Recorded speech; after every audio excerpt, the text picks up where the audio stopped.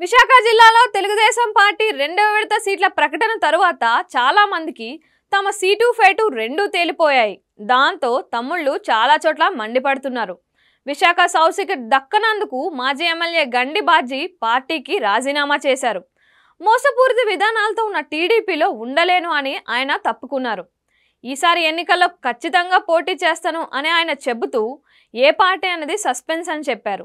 Yelamanchili seat జనసేనకు ఇస్తున్నారని తెలిసి టీడీపీ ఇన్ఛార్జి ప్రగడ నాగేశ్వరరావు అనుచరులు మండిపడుతున్నారు. 5 ఏళ్ల పాటు పార్టీని నిలబెట్టామని ఇప్పుడు అన్యాయం చేస్తే ఎలా అని వారు ప్రశ్నిస్తున్నారు. నిర్ణయాన్ని పునరాలోచించాలని కూడా కోరుతున్నారు.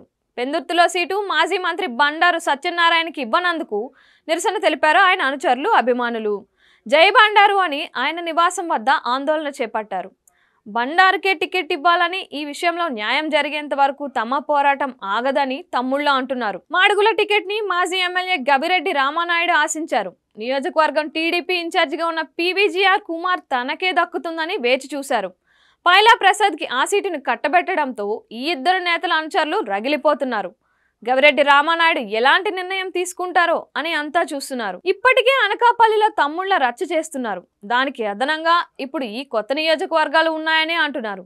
జనసేనలో కూడా సీనియర్ నేతలు అసంతృప్తి వ్యక్తం చేస్తున్నారు. పార్టీ కోసం 10 ఏళ్లుగా కష్టపడ్డాను అని కనీసం పిలిచి మాట్లాడలేదని సీనియర్ నేత బొలిశెట్టి సత్యనారాయణ ట్విట్టర్ ద్వారా తన అసహనం వ్యక్తం చేశారు.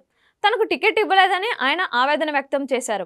జనసేనలో ఉత్తరం సీటును ఆశిస్తున్న మహిళా నేత ఒకరు ఇలాగే అసంతృప్తిలో ఉన్నారు. పెందుర్తి టికెట్ను ఆశిస్తున్న మరో సీనియర్ నేతతో పాటు గాజువాకలో ఈసారి తనకు తప్పకుండా సీటు దక్కుతుందని తలచిన మరో నేత కూడా తీవ్ర నిరాశలో ఉన్నారన్న టాక్ గట్టిగానే వినిపిస్తుంది.